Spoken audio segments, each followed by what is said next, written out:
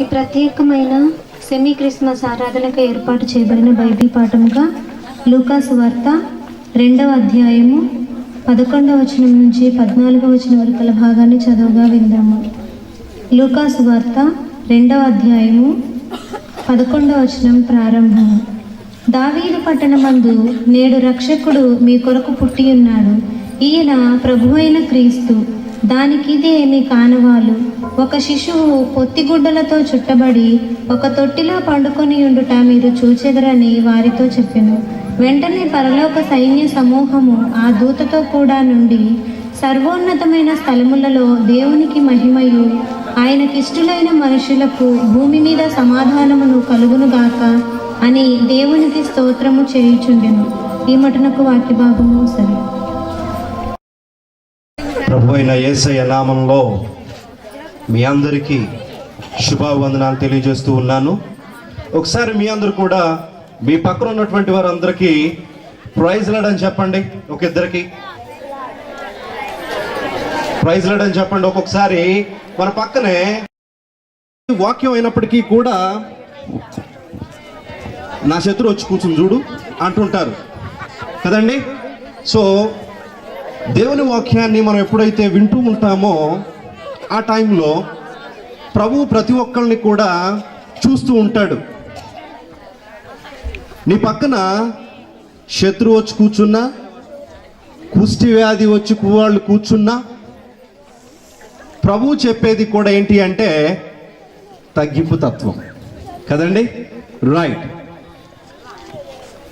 ఏంది ఇంతగా semi Christmas పెట్టారు, బాగానే ఉంది, బహుశా ఈ అబ్బాయి బాగా లక్షలు సంపాదిస్తున్నాడు అనుకుంటా, డబ్బులు ఎట్ట ఖర్చు పెట్టుకోవాలో తెలియక ఇగో ఎట్ట పేరు తెచ్చుకోవచ్చు అని బహుశా అనుకుంటూ ఉండొచ్చు.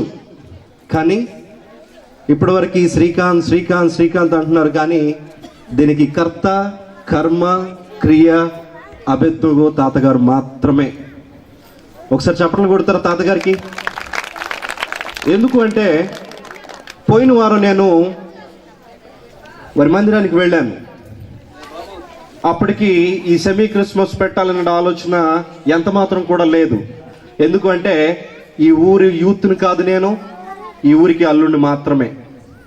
ఎందుకంటే ఏ ఊర్లో అయితే మనం పుడతామో ఆ ఊర్లో మనం గొప్పలు చూపించుకోవాలి. అవునంటారా కాదంటారా? రైట్. మరి అదే సమయంలో మరి అల్లుడిగా వచ్చి ఇక్కడ డబ్బులు పోగొట్టుకోవడం ఎందుకు? ఏమైనా ఎవరన్నా పిలిచి అయ్యో నువ్వు భలే మంచి పని చేస్తున్నావు కానీ ఇదిగో ఈ ఎకరం తీసుకో అంటారంటారా? రైట్. ఎవరేమనరండి. కానీ దేవుని వాక్యాన్ని గురించి చెప్పడానికి నేను అక్కడికి వెళ్ళి చూసినప్పుడు, ఆ తాతగారి పరిస్థితి చూసినప్పుడు, ఎప్పుడో మే నెలలోనే వారింటికి వెళ్ళాల్సింది, కానీ నాకు సెలవు దొరక్క నేను వెళ్ళలేకపోవడం జరిగింది. దేవుని మహాకృపను బట్టి దేవుడు మంచి అవకాశాన్ని పోయిన వారం నాకు ఇచ్చినప్పుడు నేను వారి ఇంటికి వెళ్ళి అక్కడ సంఘంలో చెప్పాల్సినటువంటి మెసేజ్ చెప్తున్న సమయంలో నాకు ఒక మాట ఆ తాతగారు చెప్పారు. నేను పుట్టింది ఎందుకో నాకు తెలీదు, కానీ బ్రతికిన నాళ్ళు కళ్ళు పోని, కాళ్ళు పోని, చేతులు పోని, నా మాట పడిపోని, ఆ మాట పడిపోతున్నా కానీ ఏసయ్యా ఏసయ్యా ఏసయ్యా అంటానే తప్ప ఏసైన మాత్రం విడిచిపెట్టను అన్నాడు. మరి 60-70 సంవత్సరాలు వచ్చిన వ్యక్తే ఏసైను వదలను అంటున్నాడు. మరి 25 ఏళ్ళు 20 సంవత్సరాలు వయసు కలిగి ఉండి ఏదైనా సరే ఉరుకులు పెట్టి చేయగలిగేటటువంటి సామర్థ్యం మరి యూత్కు ఉన్నప్పుడు దేవుని కోసం నేనెందుకు పరిగెట్టకూడదు అనే ఆలోచనని ఆ తాతగారి నుంచి తీసుకోవడం జరిగింది. బహుశా నేను అనుకుంటాను ఈ క్రిస్మస్ ఆలోచన లేదు, కానీ ఈ క్రిస్మస్ ఇక్కడ పెట్టడం కోసం బహుశా నన్ను దేవుడు ఆ తాతగారి దగ్గర పంపించారేమో అనిపించింది. నేను పుట్టింది పెరిగింది, నా తల్లిదండ్రులు నన్ను ఇక్కడ మంచిగా చూస్తున్నారు, కానీ వాళ్ళు ఎక్కడో జనాభాలో ఎక్కడో మామూలు మనుషులుగా కూర్చొని ఉండిపోయారు. కానీ నేను ఈ స్థితిలో ఉండటానికి కారణం, మొదటి కారకులు నా తల్లిదండ్రులు. దేవుని మీద ఆధారపడేటప్పుడు ఎలా బ్రతకాలో, ఎలా నివసించాలో, ఎలా ఇతరుల్ని రెస్పెక్ట్ చేయాలో, ఎలా ఇతరులకి మనం మాదిరిగా ఉండాలో, ప్రతి విషయాన్ని కూడా నా తల్లిదండ్రులు చూసే మేము నేర్చుకున్నాం. ఇంట్లో నేను పెద్దవాడిని, మా తమ్ముడు చెల్లి వాళ్ళిద్దరు కూడా బాగా చదువుతారండి. నేను చదువుల్లో 0, ఇంగ్లీష్లో 0, మ్యాథ్స్లో 0, హిందీలో 0, అన్ని సబ్జెక్టుల్లో 0. కానీ ఎప్పుడైతే ఇది పట్టుకున్నానో ఏసై వచ్చి నా పక్కన నుంచున్నాడు, దానికి ఆ 0కి విలువ పెరిగింది. ఆ సమయంలో ఏం చేయాలో తెలీదు, ఎటు వెళ్తున్నానో తెలీదు, ఎక్కడికి వెళ్ళి పూజిస్తున్నానో తెలీదు, ఎవరిని వెళ్ళి పూజిస్తున్నానో తెలీదు. ఒక అన్యుడిగా బతుకుతున్న నన్ను దేవుడు ఒకసారి మాట్లాడటం జరిగింది. ప్రభువా, ఈరోజు నువ్వు మాట్లాడున్నట్లయితే నేను 0ని నువ్వు నా పక్కన వచ్చి నుంచుంటే నాకు విలువ పెరుగుద్ది.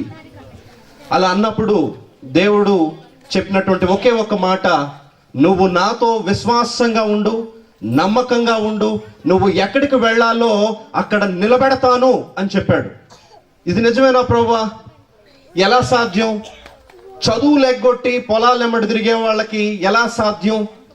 బడికి పోరా అని మా పేరెంట్స్, మా తల్లిదండ్రులు పంపిస్తే ఆ బడి కాస్త ఎగ్గొట్టి ఎక్కడో పొలాలెమ్మటి, చెట్లెమ్మటి, పుట్లెమ్మటి తిరిగితే పరాయి దేశాల్లో పోతారండి? పోరు. మరి ఇది ఎలా సాధ్యము? నేను అడిగినప్పుడు ప్రభు నాకు చెప్పాడు, నువ్వు ఇన్ని సంవత్సరాలు ఎలా ఉన్నావో నాకు తెలీదు, కానీ నువ్వు నన్ను సొంత రక్షకునిగా అంగీకరించినట్లయితే నువ్వు ఎక్కలేనంత ఎత్తైన కొండపైన నిన్ను ఎక్కిస్తాను, అది చూపిస్తాను. నువ్వు చూడంగానే నీ వయసు అయిపోతున్నప్పుడు కాదు, 30 ఏళ్ళు నిండే లోపులోనే అన్నాడు దేవుడు. 30 ఏళ్ళు నిండడం ఏంటి ప్రభువా? మరి ఇప్పుడు నాకు కాస్త వచ్చేసి 18, 19, ఇప్పుడిప్పుడే నూగు మీసాలు వస్తా ఉన్నాయి, మరి ఇది ఎట్లా ప్రభు అంటే దేవుడు చెప్పిన మాట ఒకే ఒకటండి, నువ్వు నా మీద ఆధారపడు. బైబిల్ మొత్తం కూడా చెప్తున్నటువంటి మాట ఏంటంటే ఆధారపడాలి, నమ్మకంగా ఉండాలి.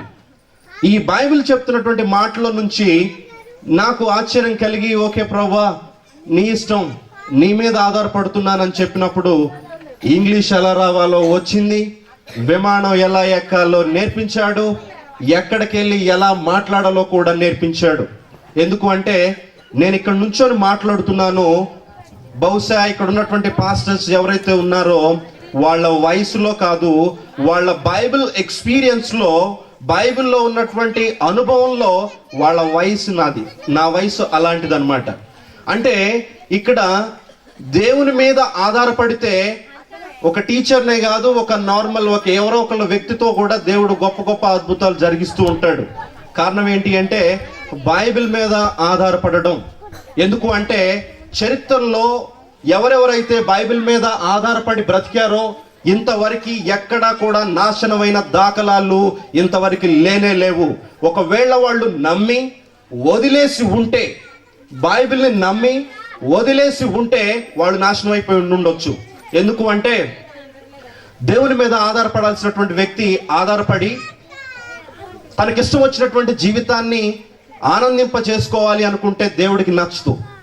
దేవుడు నాకు చెప్పిన ఒకే ఒక మాట ఏంటి అంటే, శ్రీకాంత్ నిన్ను అత్యధికమైనటువంటి స్థితిలో నిలబెడుతున్నాను, మరి నువ్వు అత్యధికమైనటువంటి స్థితిలోకి వెళ్ళినప్పుడు ఇదే దయ నీలో కనపడాలన్నప్పుడు, ఇది నేను కూడా అందరిలాంటి వాడినే కదా ప్రభువా, మరి ఇది జరుగుద్దంటారా అంటే దేవుడు చెప్పిన ఒకే ఒక మాట, ఇది గనక జరగకపోతే నువ్వు ఎక్కడున్నావో అంతకంటే హీనంగా పెడతాను ప్లస్ తాట తీస్తాను అని చెప్పాడండి. అంటే ఆ మాటకి చాలా అలవోకగా మనం బైబిల్ వాక్యాలు చదువుకుంటూ వెళ్తూ ఉంటామండి, కానీ అందులో చదువుతున్నటువంటి ఒకే ఒక్క మాట అయినా సరే మన హృదయానికి తడుతూ ఉంటుంది. అలాగే ఒక వ్యక్తికి ఒక ఊర్లో ఒక డౌట్ వచ్చిందండి.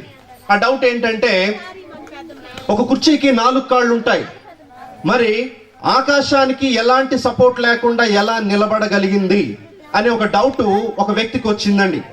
ఆ వ్యక్తి అడుగుతూ అడుగుతూ వెళ్ళాడు, ఊర్లో అందరిని అడుగుతూ వెళ్ళాడు.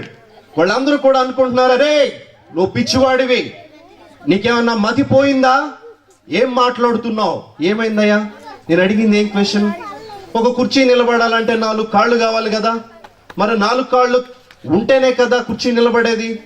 మరి అలాగ నిలబడగలిగేటువంటి విధంగా ఉంటే మరి ఆకాశానికి ఎలాంటి స్తంభాలు లేవా అని అడిగాడు. సో చివరికి అతన్ని పిచ్చివాడు అనేశారు, వీడికి మతిపోయింది లేకపోతే తాగొచ్చాడు అనుకున్నారు. అలాగ మాట్లాడుతూ మాట్లాడుతూ ఊరు దగ్గరికి వెళ్ళాడండి. వెళ్ళిన తర్వాత ఆయనకు వచ్చినటువంటి డౌట్ని ఏదైతే ఉందో, ఆ క్వశ్చన్ ఏదైతే ఉందో, చెట్టు కింద ఒక జ్ఞాని కూర్చుని ఉన్నాడు.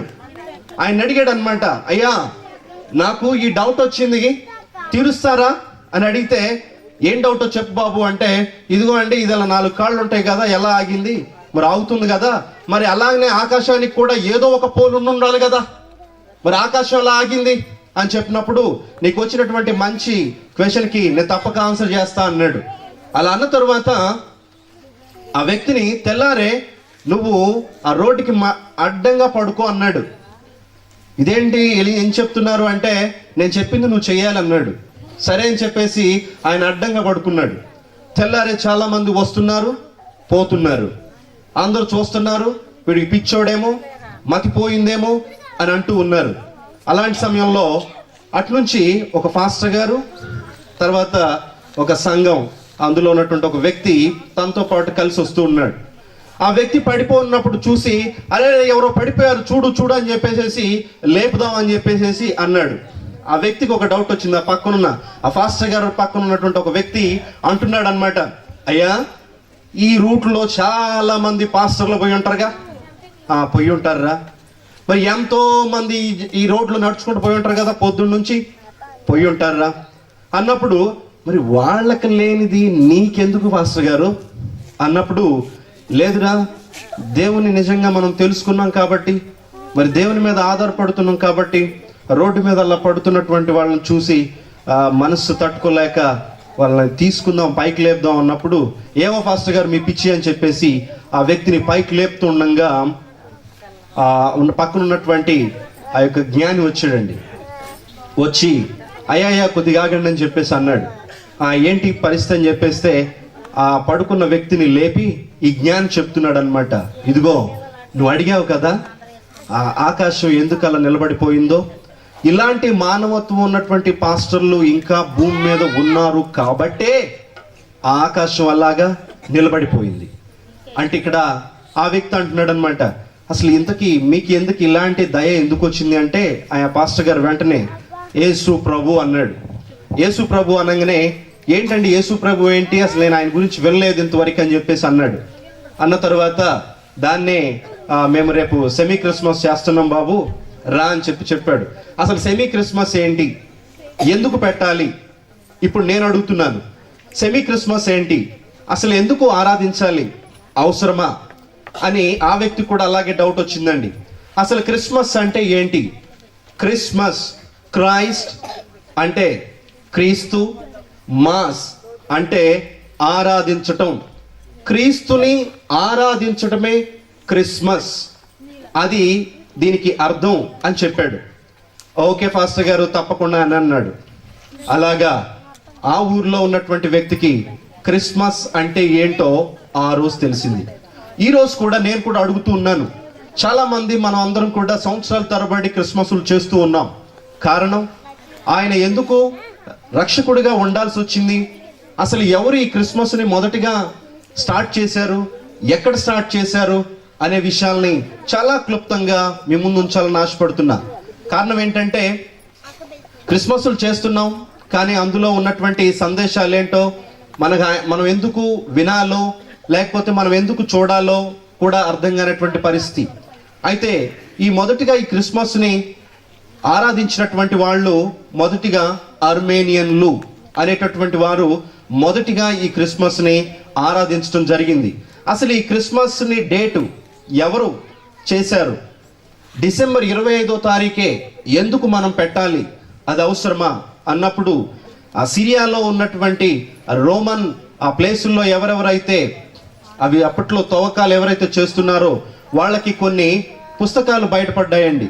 ఆ పుస్తకాల్లో ఈ యోసెఫ్ గారు, మరియమ్మ గారు నజరేతు నుంచి బెత్లెహేముకి జనాభా సంఖ్య కోసమని వెళ్ళారండి.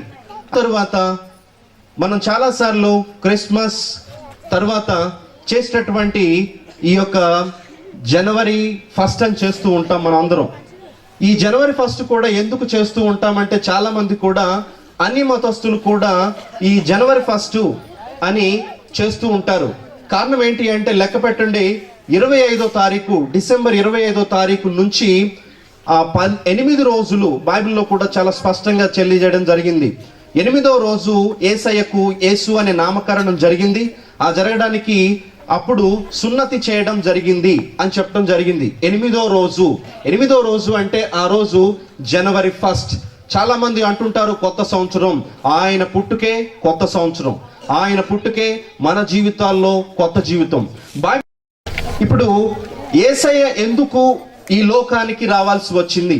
కారణం ఏంటి? ఎందుకు మనం క్రిస్మస్ చేయాలి, ఎలా చేయాలి అనే విషయాలు కూడా చాలా మంది ప్రవక్తలు మాట్లాడినటువంటి మాటలు ఉన్నాయండి. కానీ అందులో ఫస్ట్ వచ్చేసి యెషయా ప్రవక్త అయినటువంటి ఆయన ఒక మాట చెప్తాడండి.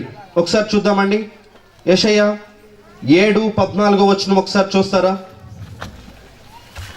యెషయా 7. కాబట్టి ప్రభువు తానే యొక్క సూచన మీకు చూపును, ఆలకించుడి. కన్యక గర్భవతి అయి కుమారుని కని అతనికి ఇమ్మానుయేలును పేరు పెట్టును. చాలమ్మా. కన్యక గర్భవతి అయి, ఎవరు అసలు ఈ కన్యక అంటే? దేవుడు ఆయన ఈ భూలోకానికి రావడానికి ముందుగానే ఒక కన్యకని, ఒక వ్యక్తిని ఏర్పాటు చేసుకుని ఉన్నాడు అని బైబిల్ సెలవిస్తూ ఉంది.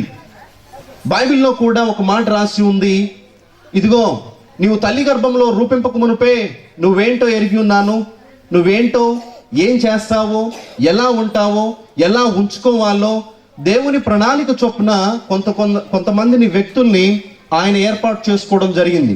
అయితే ఇక్కడ కన్యక గర్భవతి అయి కుమారుని కనును, ఆయనకు ఇమ్మానుయేలు అను పేరు పెట్టబడును. ఇమ్మానుయేలు అనగా దేవుడు మనకు తోడై ఉన్నాడు. అంటే యెషయా ప్రవక్త చెప్పినటువంటి మాట ఇది ఎప్పుడుకు నెరవేరిందంటారు? ఆయన పాత నిబంధన గ్రంథంలో మాట్లాడినటువంటి మాటలకి ఇప్పుడు కొత్త నిబంధన గ్రంథంలో ఎక్కడైనా ఈ మాట రాసి ఉన్నదా? రాసి ఉందండి.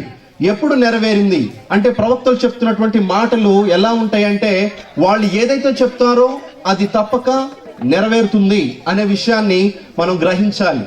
అయితే ఈ కొత్త నిబంధన గ్రంథానికి, పాత నిబంధన గ్రంథానికి ఒక మధ్యలో ఒక తెల్లని పేజీ ఉంటుందండి. ఆ పేజీ తర్వాత రాయడానికి పట్టినటువంటి సంవత్సరాలు ఇంచుమించు 400 సంవత్సరాలు పట్టింది. ఆ మధ్యలో ఉన్నటువంటి తెల్ల కాగితం విలువ 400 ఏళ్ళు.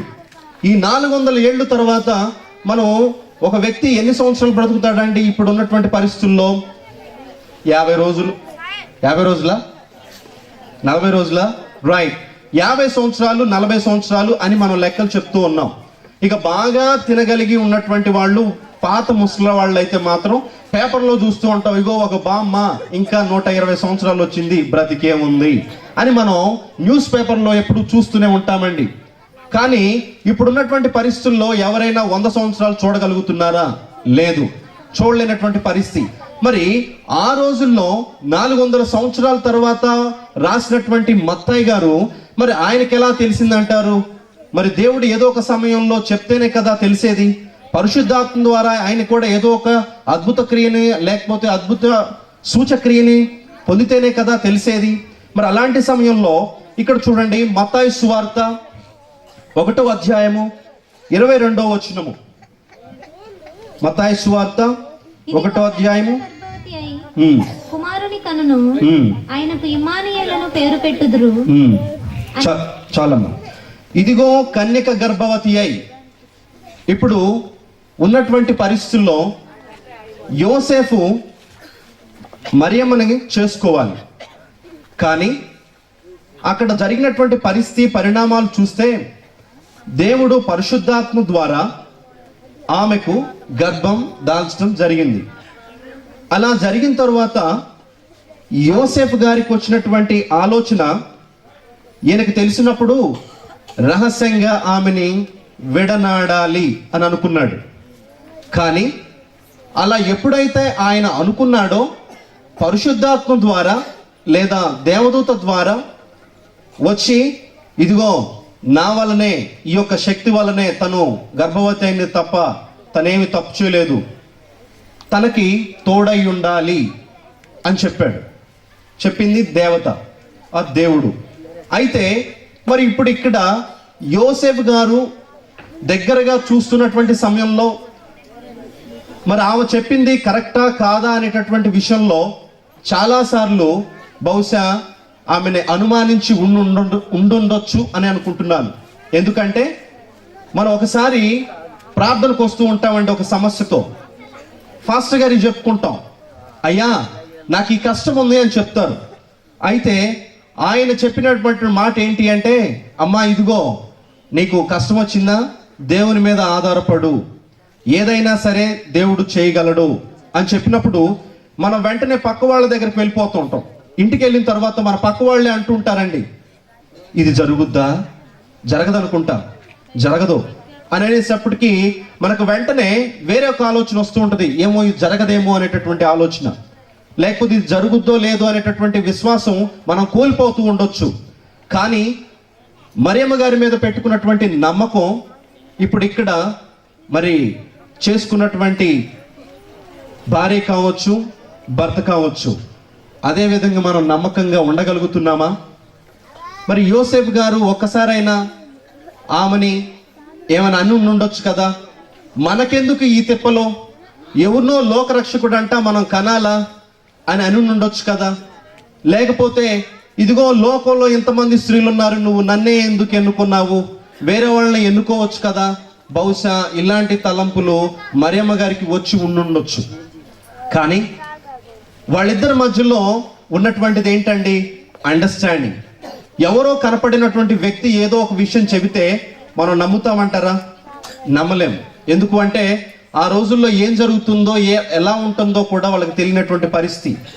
కానీ మనం ఇక్కడ ఉన్నటువంటి చూస్తే మరి భార్యాభర్తలైనటువంటి మనందరిలో కూడా, లేకపోతే తల్లిదండ్రులైనటువంటి వారిలో కూడా ఇలాంటి బంధాన్ని కలిగి ఉండగలుగుతున్నామా? మనందరం క్రైస్తవులమే, ప్రార్థన బాగా చేయగలిగేటటువంటి వాళ్ళం, చర్చిలకు వెళ్తే బాగా వినేటటువంటి వాళ్ళం.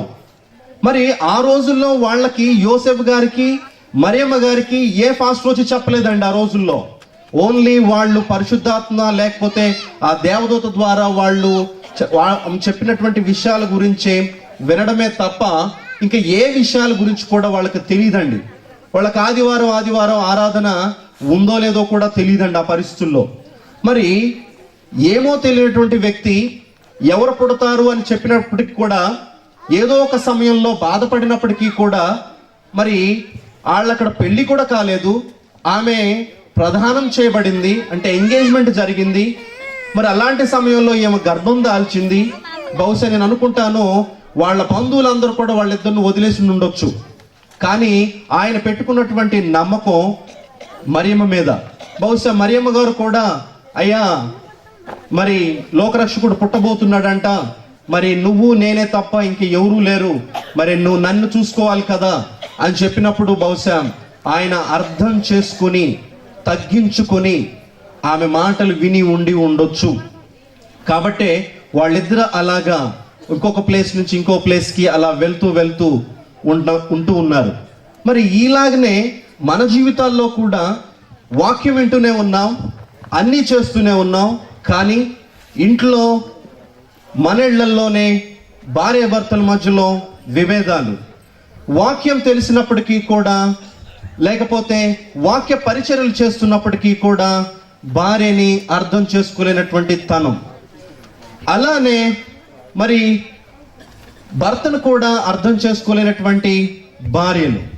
ఇలాంటి పరిస్థితుల్లో బహుశా మనం కూడా అనుకుంటూ ఉండొచ్చు, చేసుకోక ఇలాంటివన్నీ చేసుకున్నానా అని బహుశా మన జీవితాల్లో కూడా చాలాసార్లు అనుకుంటూ ఉండొచ్చండి.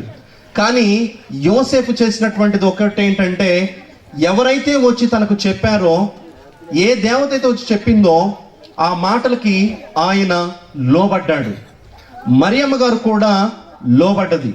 కష్టమైన నష్టమైన నేనే భరిస్తాను, నిన్ను నేను ప్రదానం చేసుకున్నాను కదా, ఇబ్బంది వచ్చినా నేను నీతోనే ఉంటాను అనే విధంగా వాళ్ళిద్దరూ నడుచుకుంటూ బహుశా ఆమెని ఆ ఒంటి మీద ఎక్కించి ఈయన తీసుకెళ్తూ ఈ రోజుల్లో అయితే మనకు రోడ్లు ఉన్నాయండి. ఇక మన తాతల కాలం నాట్లయితే వాళ్ళకి రోడ్లు కూడా లేవు, వాళ్ళ పొలాల మీద పడి ఏదో ఊరు వెళ్ళిపోతూ ఉంటుంటారు. మరి అలాంటి పరిస్థితుల్లో వాళ్ళు గుట్టలు ఎక్కి దిగుతూ మంచినీళ్లు సరిగా దొరక్క ఉంటున్నటువంటి సమయంలో కూడా వాళ్ళు ఎక్కడా కూడా విసుగు చెందలేదండి. ఎందుకో తెలుసా? ఒక దేవత వచ్చి చెప్పినటువంటి మాటకు వాళ్ళిద్దరూ లోబడ్డారు. కాబట్టే మనం ఈరోజు పాపంలో నుంచి బయటపడ్డాము. ఆయన ఈ లోకానికి వాళ్ళు తీసుకుని వచ్చారు. వాక్యాలు గడగడ చెప్పేస్తాం, టైంకి వచ్చేస్తాం, అన్నీ మనం వింటూ ఉంటాం. వాక్యంలో ఉన్నటువంటి ప్రతిదీ కూడా మనం ఫట్ఫట్గా చెప్పేస్తుంటాం. కానీ ఆ సమయంలో ఉన్నటువంటి పరిస్థితి ఏమైపోద్దో తెలియదు. కానీ ఉన్నటువంటిది ఇబ్బంది, అండర్స్టాండింగ్ అనేది లేకపోతే చాలా ఇబ్బంది. జీవితంలో ఏది కూడా సాధించుకునేటటువంటి స్థితి. ఈ విషయంలో ఈ సెమీ క్రిస్మస్ ద్వారా నేను చెప్పేటటువంటి ఒకే ఒక మాట ఏంటి అంటే, మనం ఎందుకు యోసేపు మరియమ్ములు అవ్వకూడదు? మీ పిల్లల్ని ఎందుకు దేవునిలాగా పెంచకూడదు? వాళ్ళు కష్టపడి యేసయ్యని డెలివరీ అయిన తర్వాత యేసయ్యని చాలా జాగ్రత్తగా పెంచుకుంటూ వచ్చారు. అదే చెప్తూ ఉన్నారు, దావీదు పట్టణమందు నేడు రక్షకుడు మీ కొరకు. మరి ఎప్పుడు ఆయన పుట్టింది వాస్తవమే, ఆయన లోకంలో జీవించాడన్నది వాస్తవమే, మన కోసం తిరిగి మరణమయ్యాడన్నది వాస్తవమే. మరి మన జీవితాల్లో దేవుడు ఇచ్చేటటువంటి అద్భుతమైనటువంటి ఆయన పాపక్షమాపణ అనేది ఇచ్చాడు. ఇదిగో మీరందరూ నాశనం అయిపోకుండా నేను మిమ్మల్ని కాపాడుతున్నాను, ఇగో మీ కొరకే నేను ఈ సిలువను ఎక్కుతున్నానని చెప్పేసి ఆయన చెప్పాడు. మరి దేవుని కూడా అందుకే వాక్యం కూడా స్పష్టంగా చెప్తూ ఉంది, బాలుడు నడవలసిన త్రోవలు వాళ్లకు నేర్పుము, వాడు పెద్దవాడైనప్పుడు దాని నుంచి తొలగిపోడు. మరి తల్లిదండ్రులుగా యోసేపు మరియమ్మలు చేయాల్సినటువంటి పని సక్రమంగా చేశారు. మరి నువ్వు నేను మనము మన పరిస్థితి ఏంటి? మన పిల్లల్ని ఎలాగ చూసుకుంటున్నాం? మన పిల్లల్ని ఎలాగ నడిపిస్తూ ఉన్నాం?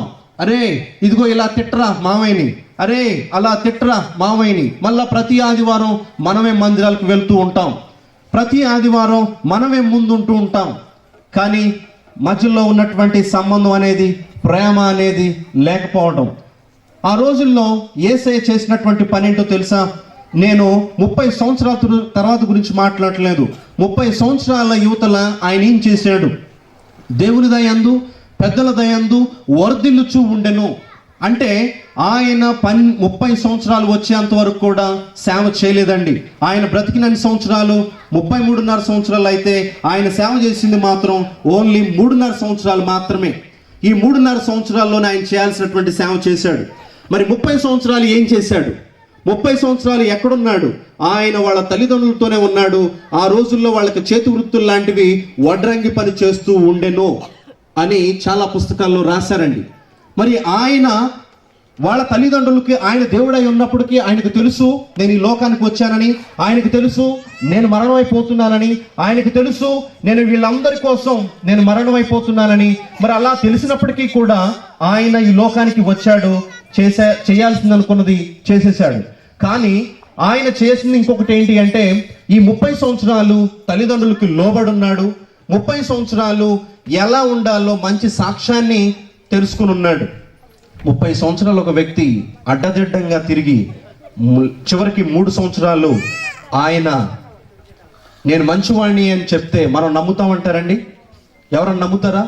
30 సంవత్సరాలు ఇష్టం వచ్చినట్టుగా తిరిగి ఇదిగో నేను ఈ సేవ చేస్తున్నాను అంటే నమ్మగలుగుతామా? నమ్మొచ్చేమో కానీ అంతగా నమ్మలేము. కానీ ఆయన చెప్పినటువంటి మాటల్లో ఏంటి అంటే, ఆయన తగ్గించుకున్నాడు, రాజుల కుటుంబంలో పుట్టలేదు. ఆయన నేను ఇదిగో ఈ లోకాన్ని నేను నా భుజాల మీద మోస్తున్నాను అనేటటువంటి విధంగా యెషయా చెప్పినటువంటి ప్రవక్త మాటల్లో కావచ్చు.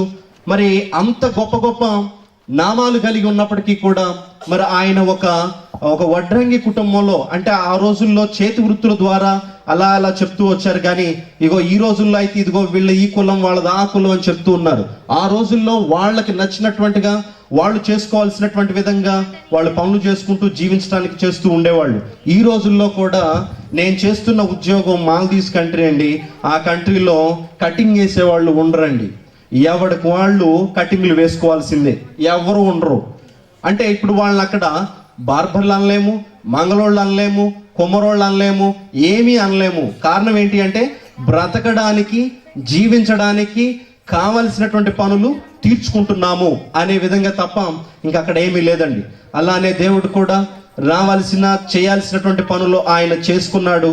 మన కొరకు, మనం చేసినటువంటి పాపముల నిమిత్తం కొరకు ఆయన ఈ కల్వరి సిలువలో రక్తం కార్చాడు. ఒక ఊర్లో ఒక ఫాస్టర్ గారు ఉన్నారు, ఒక ఫారెస్ట్ ఆఫీసర్ ఉన్నాడు. ఆ ఫారెస్ట్ ఆఫీసర్ ఆయన ఉద్యోగ నిమిత్తం వెళ్ళాల్సినటువంటి అడవుల దగ్గరికి వెళ్తూ వస్తూ ఉండేవాడు. అనుకోని రీతిగా ఆయనకి జబ్బు చేయడం జరిగిన తర్వాత ఆయన చెప్పినటువంటి మాట ఏంటి అంటే, నా ప్రాణం పోయినా కానీ ఈ ఉద్యోగంలో ఉన్నంత వరకు నేను ఈ అడవిలో బ్రతుకుతున్నటువంటి ఈ ప్రజలందరికీ కూడా నేను సహాయపడతాను అని చెప్పాడు. ఆ సమయంలో అనుకోని రీతిగా వాళ్ళకి 15 సంవత్సరాల వరకు కూడా పిల్లలు లేరండి.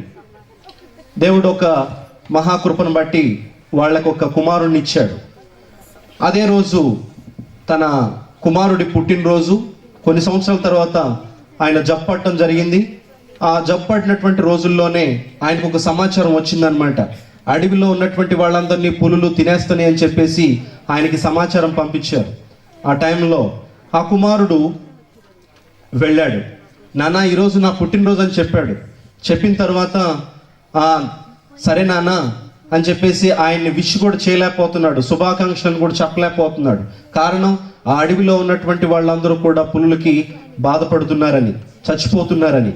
అప్పుడు తండ్రి దగ్గరికి వచ్చి, నాన్న ఏంటి విచారంగా ఉన్నారంటే, ఆ తండ్రి ఎప్పుడు నీకు ఒక గిఫ్ట్ ఇస్తాను కదా, ఈ పుట్టినరోజుకి నాకు ఒక గిఫ్ట్ ఇస్తావని అడిగాడు. చెప్పండి నాన్న, మీరు ఏది అడిగితే నేను అది ఇవ్వడానికి రెడీగా ఉన్నాను అన్నాడు. అప్పుడు ఆ వ్యక్తి, ఆ తండ్రి గారు ఆయన దగ్గర ఉన్నటువంటి పిస్టల్, ఆ గన్ను తీసుకొచ్చి తన చేతికిచ్చి, తన కొడుకు చేతికిచ్చి, ఇదిగో ఈరోజు అక్కడ పులులు వచ్చాయంట, వాళ్ళందరూ చచ్చిపోతున్నారు, నువ్వు వెళ్ళి వాళ్ళని కాపాడు అని చెప్పాడు.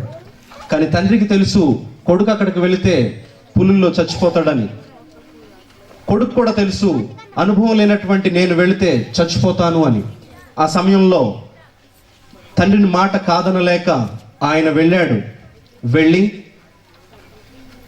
ఆ పులులన్నిటిని కూడా చంపాడు. చంపిన తర్వాత అక్కడ ఉన్నటువంటి వాళ్ళు, బ్రతికినటువంటి వాళ్ళందరూ కూడా, అడవిలో ఉన్నటువంటి వాళ్ళందరూ కూడా చాలా సంతోషపడ్డారు. ఆ తర్వాత ఈయనకి సమాచారం పంపించారు, అయ్యా పులుల్ని మీ కుమారుడు చంపేశాడు, కానీ ఇంకో బాధాకరమైన విషయం, ఆ పులులతో పాటు నీ కుమారుడు కూడా చచ్చిపోయాడు. అలాగా చచ్చిపోయాడు అని చెప్పగానే ఆ తర్వాత ఆ తండ్రి బాధతో ఉన్నాడు. అలానే ఆ కొడుకు కూడా తెలుసు నేను అక్కడికి వెళ్ళిపోతే చచ్చిపోతానని, తండ్రికి కూడా తెలుసు నా కుమారుని పంపిస్తున్నాను చచ్చిపోతాడు అని. 2000 సంవత్సరాల క్రితం కూడా అచ్చం ఇలానే జరిగిందండి. తండ్రి మన కొరకు కుమారుని పంపించాడు, మన పాపముల నిమిత్తము ఆయన సిలువ వేయబడ్డాడు.